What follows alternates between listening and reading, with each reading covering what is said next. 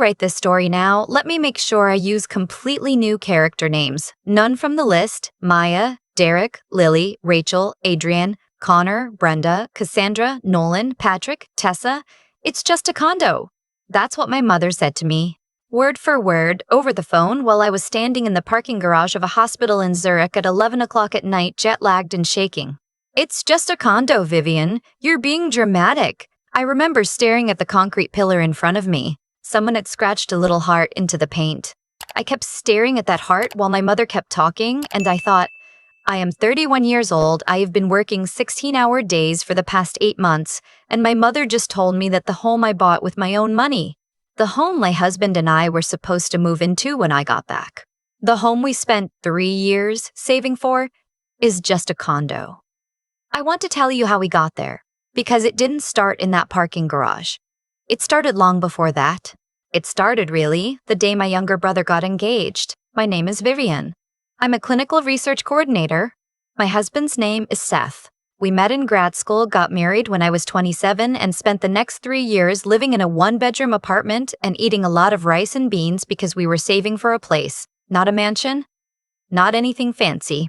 A 2-bedroom condo in a suburb outside of Columbus, Ohio, close enough to my parents that we could visit on holidays, far enough that we had our own lives. We closed on it in March. I remember Seth sending me the photo of him holding the keys outside the front door. I was already in Switzerland by then. I'd taken a contract position with a pharmaceutical research team, 8 months, good pay, career-defining kind of opportunity. Seth was going to stay back, start moving things in, get the place settled while I worked. We had a whole plan. Come home in November, unpack the last boxes, spend our first Thanksgiving in our own home. Seth had a key. I had a key. That was it. 2 keys to one condo that belonged to us. My brother Garrett got engaged in April. Garrett is 4 years younger than me. He's always been the one my parents worried about less, which sounds backwards until you understand my family. I was the one who got good grades and won the science fair and got a scholarship and left for college early. Garrett was the one who struggled in school, needed tutoring, needed help, needed attention. My parents poured a lot of themselves into him, and I think somewhere along the way it stopped being about helping him and started being about never saying no to him. His fiancée's name is Portia. She's not a bad person. I want to be clear about that. What happened was not Portia's fault, not really, even though she was at the center of it. Portia grew up with money. Her parents threw her older sister a wedding that people still talk about, a venue outside the city, 200 guests, a live band, the dress, the flowers, the whole thing. Portia wanted the same. Garrett called me in April, excited, said he'd proposed, said they were thinking of a big wedding, said their guest list was already at 180 people. I said, that's amazing. Congratulations. How are you going to pay for it? He laughed. We'll figure it out. I didn't think much of it at the time. I went back to work. My parents called me a week later. My mother did the talking. She started by telling me how happy they were for Garrett, how Portia was such a wonderful girl, how they wanted to support this. Then she told me the number. The venue alone was $28,000. The full wedding, dress, catering, photographer, flowers, honeymoon was going to run somewhere between $80,000 and $95,000. That's a lot of money, I said. Where is it coming from? Well, my mother said, that's actually why we're calling. My parents are retired. They have their savings, their social security, their small pension from my father's years at the plant. They are not rich. They are comfortable. They told me they were planning to contribute $15,000, which was genuinely all they should be giving, all that was reasonable. The rest, they said, was going to be a problem. Portia's parents are covering half, my mother said, but the other half is still short. Garrett is trying, but he doesn't have, you know how he is. I said, Mom, Seth and I don't have that kind of cash either. We just bought the condo. We're stretched thin right now. I know, sweetheart. We're not asking for cash. There was a pause. We were thinking, she said carefully, the way you say something you've been rehearsing, that since you're overseas and you won't be using the condo for another 8 months anyway, maybe you could let us list it. Just as a rental. We can cover Garrett's portion of the wedding with the rental income and you'd have the property back by the time you're home. I said no, not harshly. I explained the condo was in my name and Seth's name. Seth was living in it. We had furniture there. We were already paying the mortgage and we didn't want strangers in our home. I said it very clearly and very politely, and my mother said she understood, and we hung up. I thought that was the end of it. 6 weeks passed. I was deep into the trial data, barely sleeping, eating vending machine food at midnight, the way you do when you're in the middle of something that matters. Seth texted me every night. Sometimes just a photo, the coffee maker, the view from our bedroom window, the little garden he'd started on the balcony. He was making a home for us. I could see it in every picture. In June, I got a call from a number I didn't recognize. Ohio area code, but not a number in my contacts. I almost didn't answer. It was a man named Howard from a real estate agency I'd never heard of. He said, "I'm calling to confirm the closing documents we received. We have the seller listed as Vivian and Seth. I just want to confirm your forwarding address for the title transfer." I said, "I'm sorry, what?" He said, "For the property on Birchfield Court. The sale closed last Thursday." I remember the feeling exactly. It was like being underwater, like sound slowing down. I said very slowly, "Can you repeat that?" He repeated it. I said I did not authorize a sale of that property. The line was quiet for a moment. Then he said carefully, "Ma'am, we have signed documents from both parties on the deed. If there's been an error, I'd recommend you contact a lawyer immediately." I hung up and called Seth.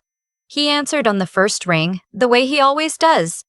I said, "Seth, did you sell the condo?" He said, "What?" That one word, "what?" With the genuine confusion in his voice, the way he said it like the question didn't even make sense in English, that was when I understood. He didn't know either. I will not describe to you the next 4 hours in detail because I don't have enough words for it. Seth called the agency. I called my bank. We discovered that a sale had, in fact, been processed. $300,000, our condo, sold to a couple we had never met, closing completed, funds transferred to an account I did not recognize. The signatures on the documents were ours. They were not ours. Someone had forged them, both of them, mine and Seth's. Seth drove to my parents' house that night. My mother answered the door. She looked at him and she started crying before he even said a word. He called me from the driveway afterward. He said, "Vivian, your parents sold the condo. They found a buyer. They forged the documents. They paid for the wedding." I said, "All of it?" He said, $87,000 to Garrett's Bender accounts. The rest of the sale proceeds went, we don't know yet. Maybe their account, we don't know. I was standing in that parking garage in Zurich. There was a heart scratched into the concrete pillar. I called my mother. She answered and she immediately started talking. It came out fast, like she'd been waiting. She said they didn't have a choice. Garrett needed this. Portia's family was already spending so much, they couldn't let him be humiliated in front of everyone. The condo was just sitting there. I was overseas anyway, and they thought that once I was home and they explained I would understand. "You forged my signature," I said. "We had someone, there was a notary, Mom, you forged my signature, and Seth's, on a legal property document." Silence. "It's just a condo, Vivian?" "You're being dramatic." I hung up. Here is what I knew in that moment. I knew that my husband and I no longer had a home to come back to. I knew that $310,000 of our most significant asset had been transferred without our knowledge or consent. I knew that my parents had committed at minimum 3 separate crimes: forgery, fraud, and identity theft.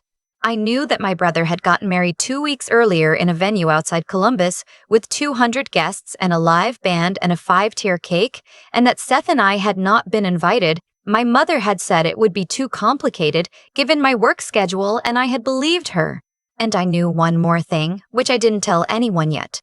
I knew something about that condo that my parents didn't know, something that was going to matter very much. But I'll get to that. I want to tell you about Seth, because he is the reason I didn't fall apart entirely. Seth is a high school science teacher. He makes a good salary, not a great one. He stayed up grading papers at midnight in our old apartment so I could sleep before early shifts. He packed his lunch every day for 3 years. He drove a 2009 Civic with a broken air conditioner for 2 summers because we were saving. He never complained, not once. When I called him from that parking garage and told him what my mother had said, "It's just a condo, you're being dramatic," he was quiet for a long moment. Then he said, "Okay, here's what we're going to do." He had already written down the name of the real estate agent. He had the closing date, the buyer's name, the sale amount. He had screenshots of our mortgage account showing the automatic payments we had made, establishing that the property was ours and actively maintained. He had already, in the 4 hours since I'd called him from Switzerland, started building a paper trail. I asked him how he was so calm. He said, "I'm not calm, I'm furious. But being furious without a plan just means we yell at people, and yelling at people doesn't get our house back." I love that man more than I know how to say. We hired a lawyer. Her name was Catherine, and she was exactly the kind of person you want in your corner when your parents have committed multiple felonies. Completely unimpressed by the emotional dimension of the situation and extremely interested in the legal one, she told us that what had happened was not a gray area. A real estate transaction requires verified signatures from all parties on the deed. Both my signature and Seth's had been forged. The notary who had authenticated those signatures, we would learn later it was a woman from my parents' church, someone who had known my mother for 20 years, had notarized documents without the physical presence of the signatories, which is itself a crime in Ohio. Catherine said we had claims against my parents for fraud, forgery, and conversion of property. We had a potential claim against the notary. We also had a complicated situation with the buyers who were almost certainly innocent and had purchased in good faith. "What happens to them?" I asked. "The buyers?" Catherine explained that in cases of fraudulent sale, the original owners typically have the right to reclaim the property, but it's not simple and it's not fast, and there was going to be litigation. And the innocent buyers were going to be caught in the middle of something that wasn't their fault. I thought about that a lot. A couple who had done nothing wrong moved into a home, maybe already painted the walls or hung pictures, and now they were going to get a letter from a lawyer. That part made me feel sick. Not guilty exactly, because we were the ones wronged, but sick. Now, let me tell you the thing my parents didn't know. When Seth and I bought the condo, we had initially purchased it with a small personal loan as a bridge while our mortgage finalized standard stuff. Nothing unusual. But because of that loan structure, the deed at closing was held in a trust arrangement through our bank for a period of 60 days while the loan converted. It was a technicality, a procedural thing. Our lawyer had explained it at closing, and I had filed the paperwork in a folder and forgotten about it. What it meant, practically, was that at the time my parents had forged our signatures and sold the condo, the deed had not yet fully transferred out of the bank trust. My name was on it. Seth's name was on it. But there was a third party with a recorded interest, the bank. You cannot sell a property with a recorded bank interest without the bank sign-off. My parents, or whoever they had working with them, had somehow missed this. Maybe the notary didn't catch it. Maybe they just didn't look carefully enough. But the sale, for this reason, was not just fraudulent, it was void. Not voidable. Void. The title had never legally transferred. The condo was still ours. Catherine almost smiled when she read the trust documents. She said, "Well, this changes the timeline considerably." The buyers were notified. They were devastated, understandably. Their attorney got involved, and I understand their anger completely. They had paid $310,000 for something they were told they were receiving free and clear. But their dispute was with my parents, not with us. The money had gone to my parents' account. My parents were the ones who had to make them whole. And that is when everything became very serious, very fast. My parents called me the morning after Catherine sent the initial legal notice. My father called, which was unusual. My father is a quiet man who has always let my mother do the talking. He sounded different on the phone. Smaller, somehow. He said, "Vivian, we need to talk about this." I said, "Dad, I have a lawyer now. You should talk to her." He said, "Can't we just, as a family, Dad?" I kept my voice steady. "You sold my house. You forged my name on legal documents. This is not something we can work out over Sunday dinner." He was quiet for a moment. Then he said, "Your mother thought you would understand once it was done. She thought once Garrett was married and everything was settled, you would see that it was for the good of the family." I said, "Where is the $310,000 right now, Dad?" Another silence. "Some of it went to the vendors," he said. 87,000. And the rest? He didn't answer. "Dad, where is the rest of the money?" he said quietly. "Your mother put it in the savings account. She thought she said we would pay you back, eventually. She was going to offer you a payment plan. A payment plan. For my house. That they sold without my knowledge. While I was in another country. A payment plan. I think that was the moment I understood completely. Not just that they had done something wrong, but that they genuinely did not see it as having done something wrong to me specifically. They saw it as a family resource allocation problem that they had solved. I happened to be the resource. Garrett called me 2 days later. I had not spoken to him since I'd found out, and I will be honest. I had been dreading it because I love my brother. He is not a bad person. He is someone who has been allowed his whole life to receive things without understanding what it cost other people to give them. He said, "Viv, I didn't know what they were going to do, I swear." I knew they were trying to figure out funding. I didn't know about the condo. I said, "Garrett, were you at the wedding?" "Of course." "Did you spend $87,000 of someone else's money at that wedding?" Silence. "I didn't know where it came from," he said. "Mom just said she'd handled it. She handled it by selling my home." He went very quiet. I could hear him breathing. Then he said, "Viv, I'm so sorry. What do I do? Tell me what to do." And here's the thing about Garrett, I believed him. I think he genuinely did not know the mechanism of how the money had been obtained, and I think his shock was real. But I also think that not asking where $87,000 suddenly appeared from is its own kind of choice. You don't get to benefit from something and then claim total ignorance of it and walk away clean. I said, "Right now, there's nothing you can do. Let the lawyers handle it. But when this is over, Garrett, you and I are going to have a long conversation about what it means to be in a family." He said, "Okay." He sounded like he was about to cry. The legal process took several months. I won't walk you through every document because there were hundreds of them, and also because I have a therapist now, and she says I need to stop relitigating every detail in my head. Here's the summary. My parents were required to return the full $310,000 from the fraudulent sale to the buyers, who had in good faith paid it. They did not have $310,000 in liquid assets. This meant selling things. Their car, some investments, a portion of my father's pension payout that he had been planning to leave alone. The notary from their church lost her commission. She is not a villain in my story. I think she was pressured by someone she trusted and made an enormous mistake.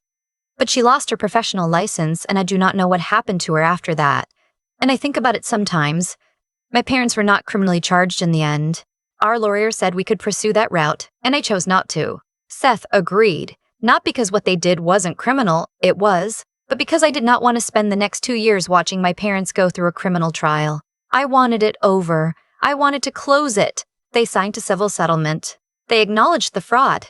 They agreed to a repayment schedule for an additional amount that covered our legal fees and the months of mortgage payments we had made on a property that had been fraudulently transferred. They will be making payments to us for a long time. The condo, because of the trust arrangement, because the sale was void, remained ours.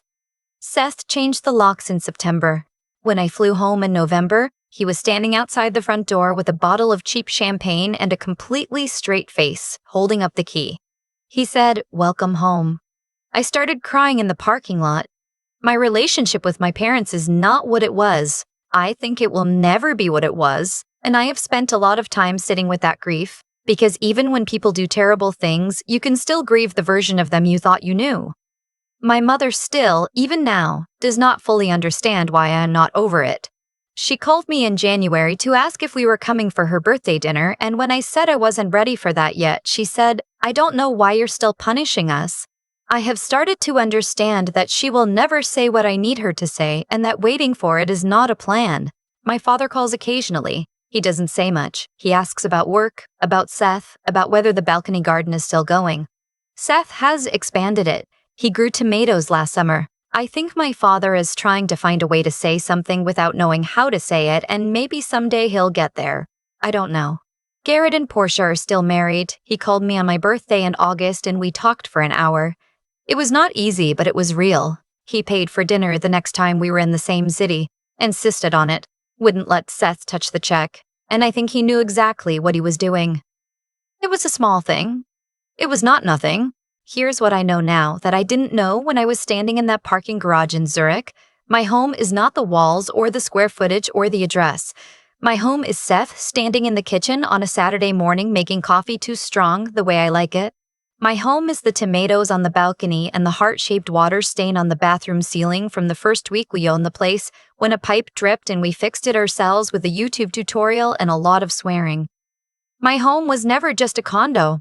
It was the 3 years of packed lunches and no vacations in the 2009 Civic with no air conditioning.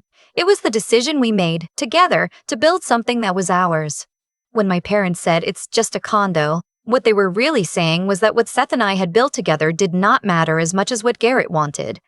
And that is something I cannot pretend I didn't hear. I still think about the buyers sometimes. I hope they found another place. I hope it was better than ours. And I think about that little heart scratched into the concrete pillar in that parking garage in Zurich. I took a photo of it that night, standing there shaking, and I don't know why. I still have it on my phone. Seth asked me about it once. I showed him. He looked at it for a long time. Then he said, someone needed to leave a mark, prove they were somewhere. I think that's right. I think that's right, that's true. I was somewhere. I built something. And when someone tried to take it away, to act like I had never built it, like it had never been mine, like I did not exist in relation to it, I did not let that stand. That's the whole story. I'm home now. The tomatoes are doing well. I've been thinking a lot lately about what it actually means to build something, not in the abstract way people talk about building a life or building a future.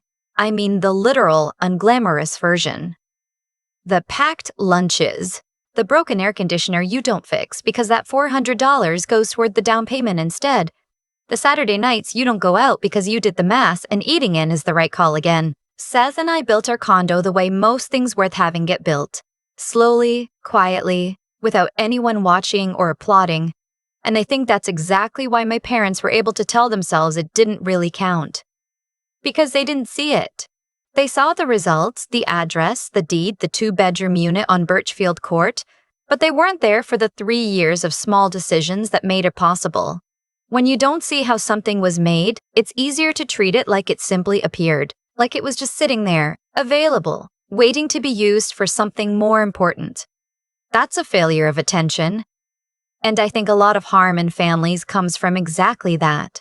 Not cruelty, not malice, but a persistent failure to pay attention to what other people are actually carrying. My mother is not a monster. My father is not a monster. Garrett is not a monster. They are people who stopped paying attention and then made decisions as if their inattention were someone else's problem to absorb. My mother convinced herself I would understand because she had never really looked at what she was asking me to understand.